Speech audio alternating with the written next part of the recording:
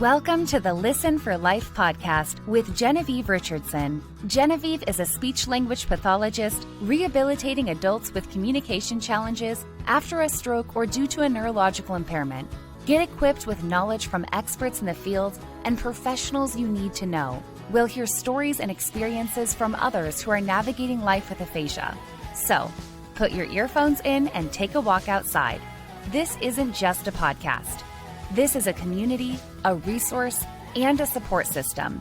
We're in this together. Do life. Welcome back to the show. This is the Listen for Life Aphasia podcast, and I'm Genevieve. We're going to continue our topics of aphasia inclusion at the holidays. And this episode, we're going to dig into holiday traditions. Some families have traditions, some do not. I know for myself and my family, I've always decorated the Christmas tree Thanksgiving weekend. And it happened just like always, a little less help than I'd had in previous years, but it got done. That's the point. And for me, I love having the tree up, until like the first week of January. So that is a tradition that's important to me. The other thing I did at Thanksgiving this year, I was invited to go to a friend's house and they were going to host Thanksgiving. And I said yes. It's probably been more than 20 years since I haven't hosted a Thanksgiving. And I have to tell you how freeing and how wonderful it was. It's not that I wasn't cooking.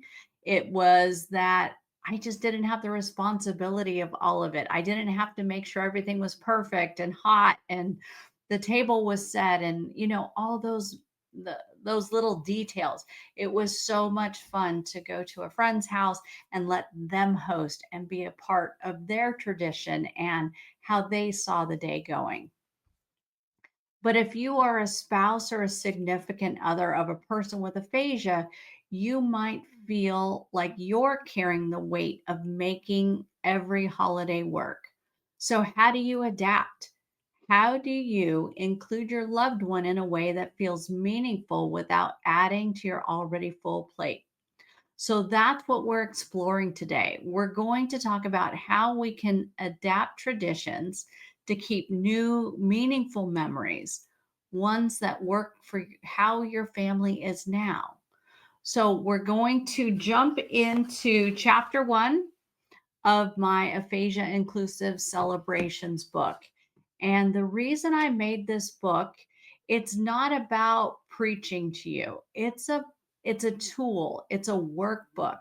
I actually would rather call it an action book because there's reflection prompts and information about aphasia.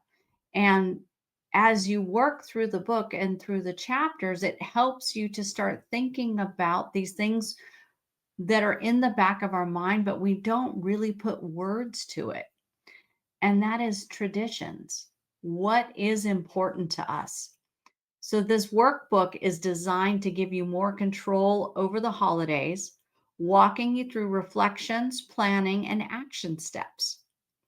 And just like I learned this Thanksgiving, you don't have to do it all to be successful.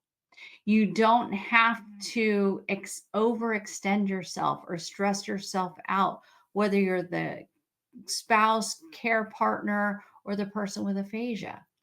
Because why are holidays important to us? Sometimes that's the only time we get to see people or really sit down and talk to people. And it's about communication and connection, isn't it?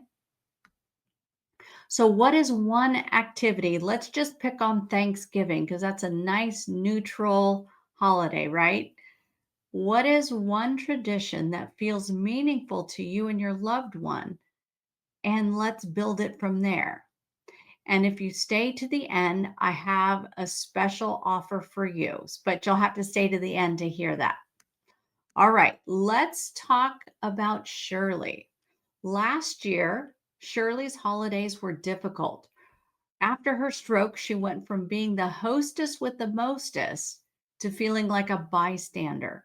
her family last year was not prepared. They did not think about, because they were so overwhelmed and the stroke and the aphasia were relatively recent, that they didn't take any time to think through what these holidays meant to them or what adaptations they could make. But happily, things this year were different.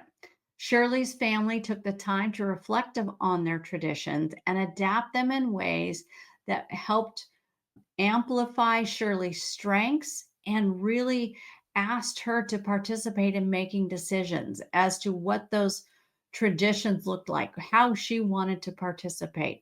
And then they decided to let go of everything else. So let's talk some of the details. Shirley used to cook the entire Thanksgiving meal, but this year she and her husband Peter planned for preparing just 2 dishes. And after Peter wrote out all the list of all the dishes Shirley typically made at Thanksgiving, she picked 2 of them: the dressing and the cranberry mold. So Shirley's grandkids also used to help decorate the Christmas tree at Thanksgiving weekend, just like I do in my family. And now they shared the ornaments with Shirley first, asking her to tell stories about their significance. So they have a long tradition of buying, holding on to ornaments that had memories, whether it's from a vacation or something significant that happened in one of the kids' lives or the grandchildren's lives. And they would normally, just fill the tree with all of these, but it was too overwhelming for that tradition. So we'll get back to that one in a minute. Let's talk about how they went about making some adjustments to their holiday traditions. First, Peter and Shirley sat down and thought through the reflection questions about what was important for them at the holidays. And then their adult daughter and adult son did the same. And they included their children in that discussion with the thought of, how do we make this where Shirley feels included, where we still carry on traditions, but maybe make some new ones to help bridge this gap, bridge this change from before her stroke and aphasia to where she is now. They all are super excited about the progress she's made in this last year in all of her rehabilitation efforts, but it's still not the same as it was before. So they wanted to make sure that they acknowledged all the work she had done to get to where she is now and appreciate the old traditions and add in some new ones. So let's think about holiday traditions. The first step is to reflect. You have to think about what's important to you. Why is the tradition that's meaningful to you? What makes it meaningful? Is it about the connection with people?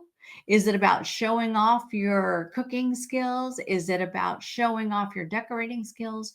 Or is it really just spending time with the people that mean the most to you? Who participates in these traditions? How do they incorporate these traditions into that entire day? Is it just one aspect of the day that's important, or is it about just spending the time together? And then the next thing is to evaluate your challenges. So for Shirley, she can't stand in the kitchen or even sit in the kitchen all day and cook all of these meals. So she chose 2 of them to focus on. And then that way, it reduced the amount of stress and overwhelm on her and Peter. And then they could take their time making those things ahead of time. So if you're thinking about the challenges for your loved one with aphasia, what barriers might they face? Is there going to be a lot of people there? Are there a lot of young kids there that may add a little extra layer of noise, chaos, activity? Think through the house, whose house, or if you're out at a restaurant, whatever your situation is. What does the physical environment look like? How many people are going to be there? Is your cousin Bob super loud and obnoxious and you can hear him from across the house? Or if he's outside, you can hear him inside the house? Think through all of what these barriers could possibly be. And then take it one step further and think about how could these challenges make the person with aphasia wear out quicker? How would it impact their communication and their energy and their interactions?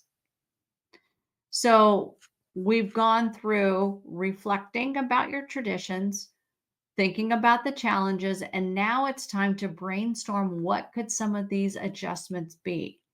If you would normally be hosting, 3 generations of people plus half your neighbors and some friends that don't have anywhere else to go, is there a way you can make adjustments to the number of people that are in the house? Could your loved one take on smaller, more meaningful roles in tradition? Could you simplify the activities or break them into smaller steps? What could that possibly look like? And then we're on to the 4th step, which is plan and practice. Have a conversation and keep having the conversation with your loved one about traditions. Use simple things like yes, no questions. Provide choices. Get their input. Would you like to pick the ornaments you want to put on the tree, Shirley? Or do you want to help decorate cookies? Or do you just want to taste the cookies? And then 5th, you want to celebrate the moment. When it's time to gather, whether it's before or after the meal, whatever your tradition is, find and make the effort, that connection, to be the highlight of the day. Pause and appreciate the effort and the connection. What I have found with my own family, we get so caught up in the details and rushing and getting things done in a certain way, in a certain time limit, or whatever the expectations are we put on ourselves, that we often fail to stop to smell the roses. So what Shirley and Peter did is they sat down and they talked about it.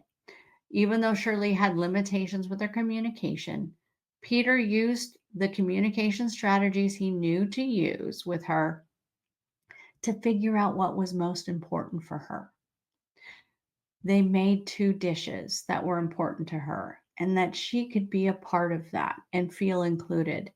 And then they made this new tradition. They did this it was her daughter's idea to kind of bridge this gap between always putting up all of these old ornaments that had so much memories attached to them, because for Shirley, sometimes reminiscing with all of those memories got overwhelming and it would wear her out. Think of it this way. The person with aphasia, whether they have a mild aphasia or something more significant, they only have so much gas in the gas tank. And this is a really important point that I want to drive home. There's only so much gas in the gas tank. What are the things that drain that gas tank? Noise, activity, stress, expectations, all of these things. Oh, and duration. Just think about how many hours your friends and family might be in your house on a typical Thanksgiving day. Is it a 6 to 8 hour thing where, by the time they finish eating, everybody kind of relaxes and lounges and catches their second wind so they can get their second serving of turkey and all the fixings? Something like that lasts all day is going to really wear out much more quickly the person who has aphasia. So if you think of it as a gas tank, how can you, on the other side of it, say, how do you refill that gas tank? So this is another important point. And in the book, I go into many more of these strategies. So there's too many to go all through in this episode, but the idea is know that the gas tank will empty very quickly, but then how can you refill it? Taking a break from the noise, having a quiet space where Shirley can go rest or, go out back on the porch and just kind of be with nature. Maybe that recharges her. Thinking about having a smaller celebration. Maybe it is a few less people and maybe it doesn't go as long as it did before. Maybe not regimented, that's not the word I want to use, but maybe it's just a little less. But it can also mean it's no less meaningful, right? Because we're about communication and connection. So think about it when you're planning out your holidays. What does your person with aphasia want for the holidays? What can be adjusted?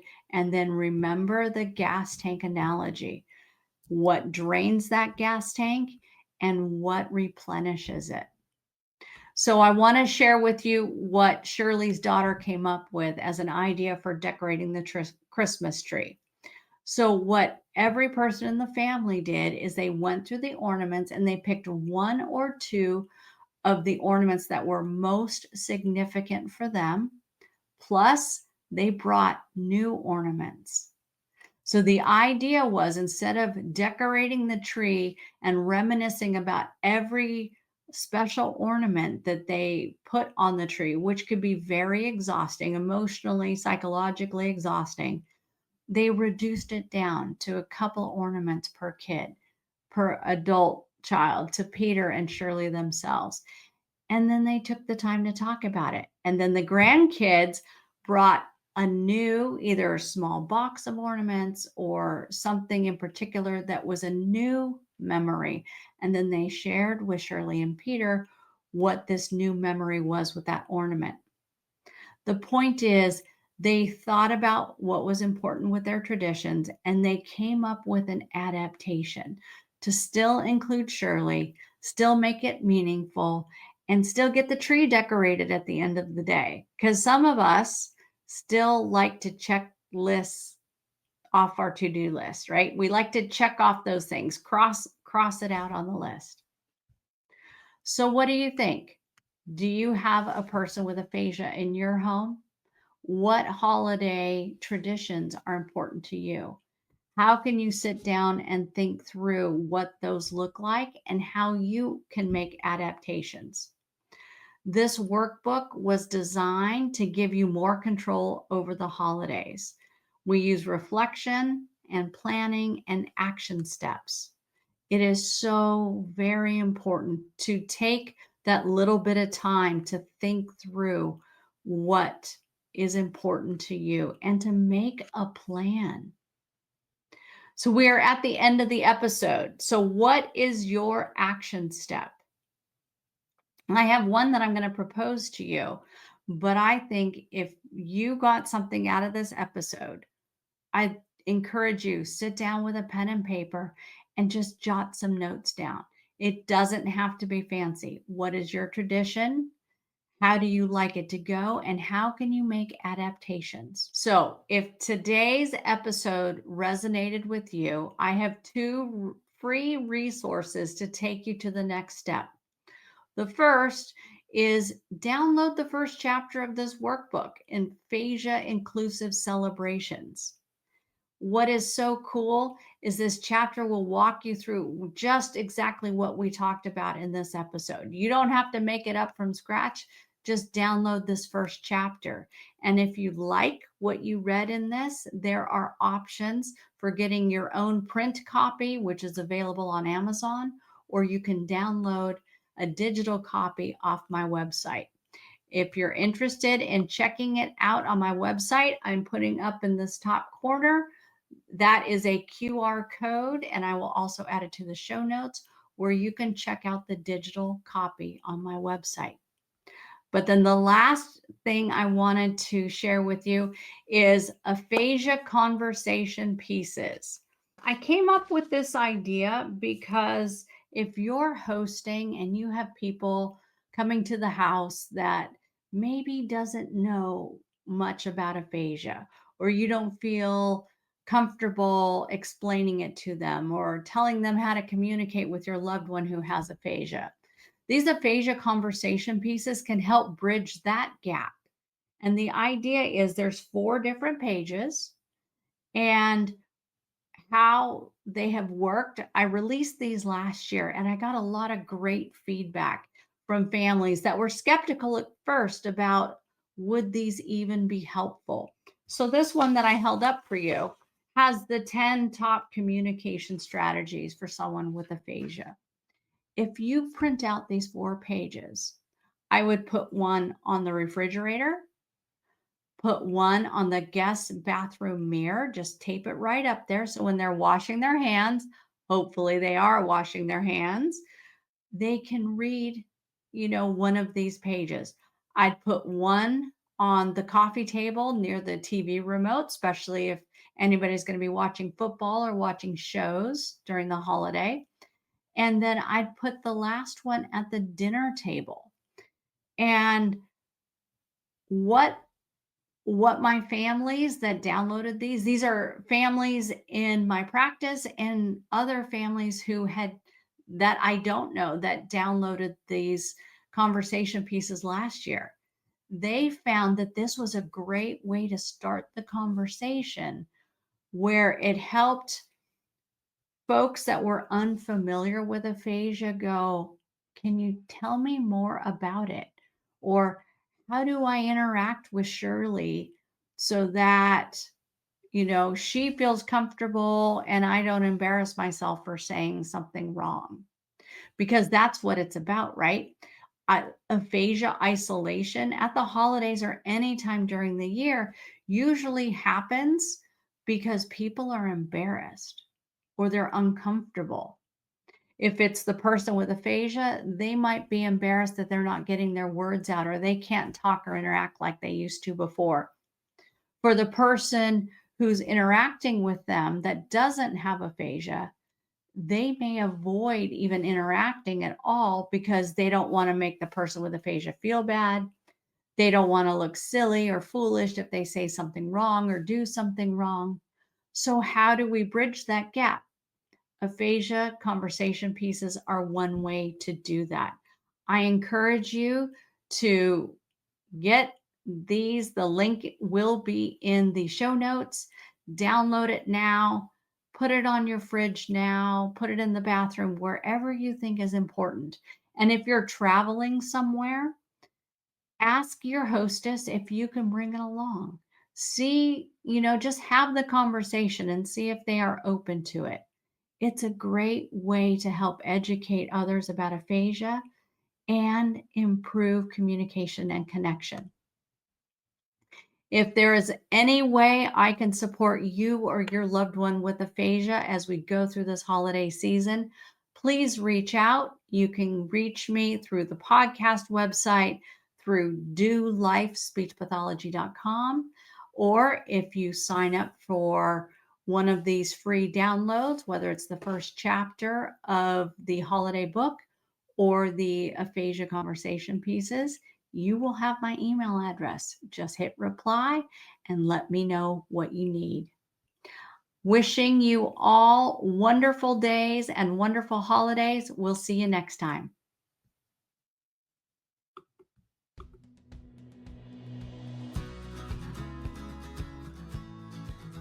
Thanks for tuning in to the Listen for Life podcast. We hope you feel empowered and supported. Head over to listenforlifepodcast.com to see the show notes with links and information from today's episode. Do you have a topic, a resource to share, or a guest recommendation? Inquiring minds want to know. Let us know in the comments section. Wishing you a fabulous week.